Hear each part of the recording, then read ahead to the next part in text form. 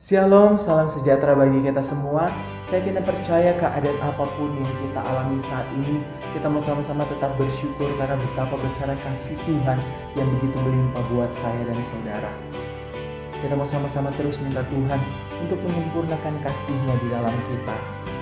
Saudara, mari kita mau sama-sama mendengarkan firman Tuhan saat ini. Judul yang saya akan berikan adalah daging yang lemah. Kehidupan manusia, kehidupan anak-anak Tuhan sering sekali jatuh di dalam dosa. Kenapa saudara? Karena daging kita yang masih lemah. Mari kita melihat di dalam kebenaran firman Tuhan. Di dalam Matius pasal ke-26 ayat yang ke-41. Firman Tuhan berkata, berjaga-jagalah dan berdoalah supaya kamu jangan jatuh ke dalam pencobaan. Roh memang penurut tetapi daging lemah. Saudara, ini adalah perkataan Yesus di Taman Getsemani. Yesus sendiri berkata bahwa daging kita ini lemah. Kita manusia masih sering sekali jatuh di dalam dosa karena daging kita yang masih lemah. Artinya apa? Daging kita yang masih kuat ini saudara. Kita masih hidup di dalam kedagingan kita. Manusia lama kita. Apa yang harus kita lakukan saudara? Untuk kita dapat menguasai keinginan daging kita, menguasai daging kita yang lemah ini. Di kalimat yang pertama dalam Matius 26 ayat 41, berjaga-jagalah dan berdoa. Itu yang harus kita lakukan saudara.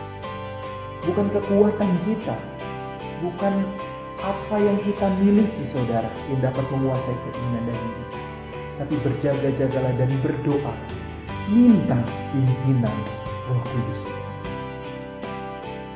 Roh Kudus yang akan membawa kita hidup di dalam kebenaran. Tidak lagi hidup di dalam keinginan daging. Di dalam Galatia pasal yang kelima ayat yang ke-16. Firman Tuhan berkata, maksudku ialah hiduplah oleh roh, maka kamu tidak akan menuruti keinginan daging. Hiduplah oleh roh. Hidup dipimpin oleh Roh Kudus. Maka kita tidak akan hidup di dalam keinginan daging kita.